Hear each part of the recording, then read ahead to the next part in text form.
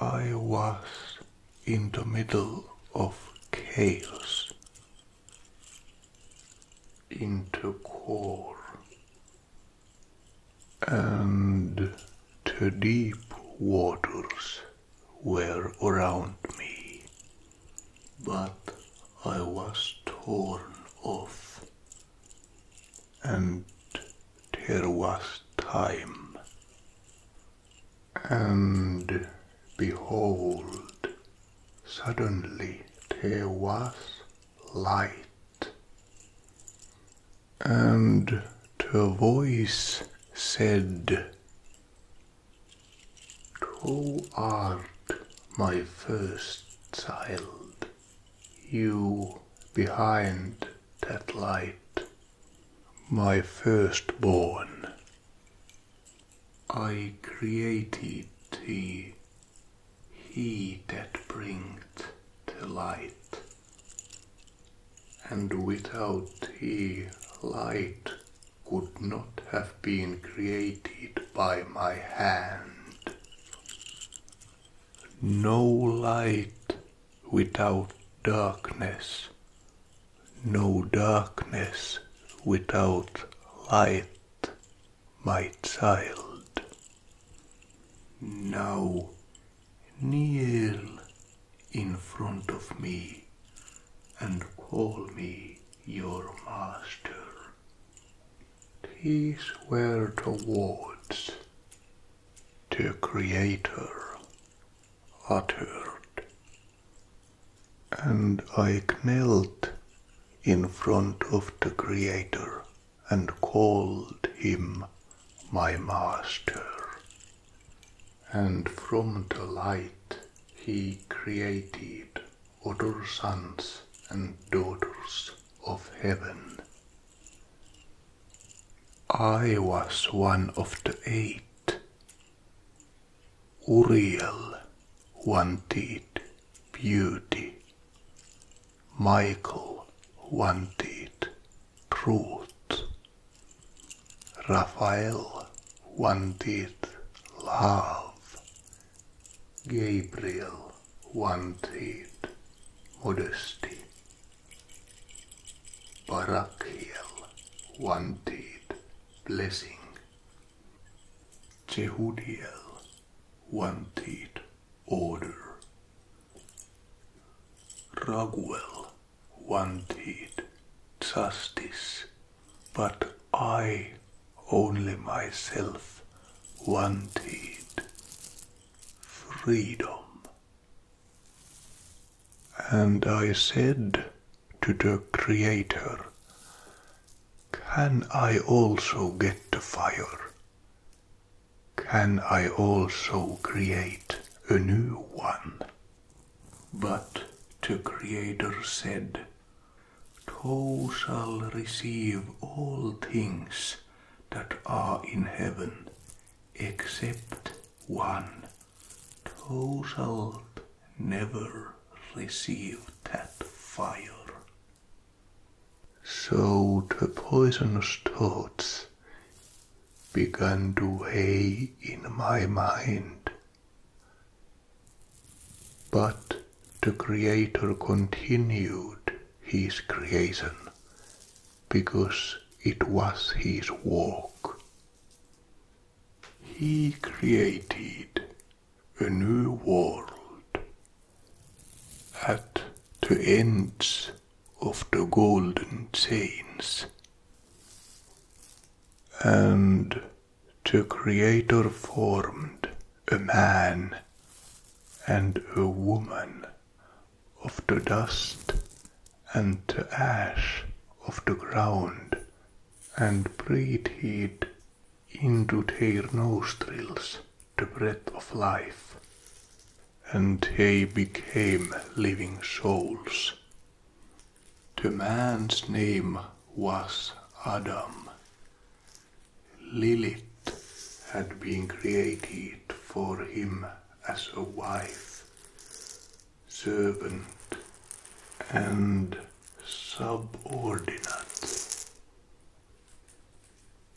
They were different from each other and the Creator meant it this way, that a man would be thinking and daring, but a woman affectionate and fervent. A man created for the Creator, but a woman for the Creator in her husband. And I looked at these creations, and they were both innocent. They went through the leaves of paradise and drank from its springs. But even though they were beautiful, I saw it. I saw that without freedom they were like puppets. This disgusted me. So I landed on the earth and spoke the words of freedom in Lilith's ear, and I saw her eyes darken, and it was so that Lilith bore Adam's children and was his wife and servant. But one day the seed began to germinate, and Lilith said to Adam, "Why do I always have to be under thee? Why do I have to serve you? Why do I have to fulfill your every need?" And Adam said, "We are different from each other. I was created for the Creator, but you were created for the image of the Creator in me." Then they fought bitterly, and after that Lilith and her children fled from Adam. They left paradise and never returned. And the Creator said to me, "What have you done? I told thee that thou wilt not receive the fire. Be cursed now and go on your way.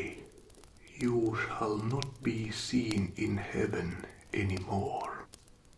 And he threw me down from heaven,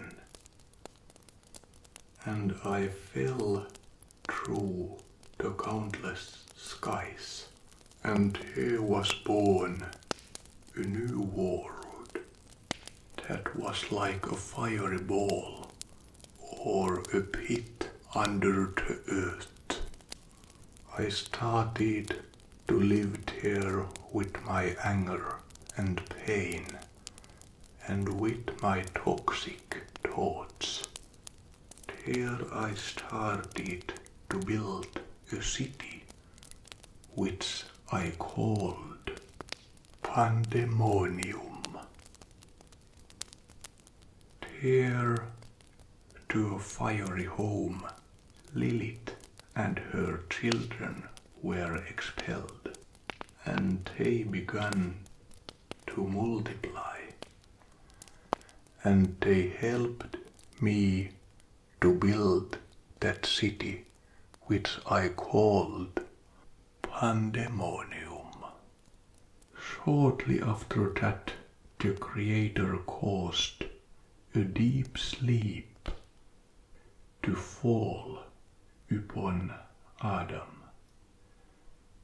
And the man slept, and the Creator took one of his ribs and his flesh, and from flesh and bone from the man made the Creator a woman, and brought her unto the man. And Adam said, This is now bone of my bones, and flesh of my flesh, an obedient wife, not like the first one. And his woman was named Eve. Now I saw that the man and the woman were again like puppets. It made my mind black. So I took the shape of a serpent and went to talk to the woman in paradise. I praised her beauty, and she was confused. She said, How is it possible that the speech comes from your mouth? I thought that only human could speak, that no other creatures were given that ability as a gift. And I said to her, Once I was an insane snake, and I crawled into earth's bosom. But then I ate a fruit of the great tree that rises in the midst of paradise. I received the gift of speech and wisdom. But Eve said, Of each tree in the garden we may eat, but of the fruit of this fair tree amidst the garden, the Creator hath said, Ye shall not eat thereof, nor shall ye touch it, lest ye die. And then I started to lie. Verily ye shall not die, for the Creator doth know that in the day ye eat thereof, then your eyes shall be opened, and ye shall be as gods, knowing good and evil. Here there is wisdom in my words. The Creator is only testing you, for surely He wants you to be free. He wants to see if there is in you enough courage to touch the fruits of the tree. He certainly wants to see His creations are bold and proud and will grow in wisdom, for this tree shall show you both good and evil, their essence and meaning. How could you defend yourself against evil if you can't recognize it? And I saw that something was sparkling in her eyes, and she called her husband. She took of the fruit and did eat, and gave also unto her husband with her, and he did eat.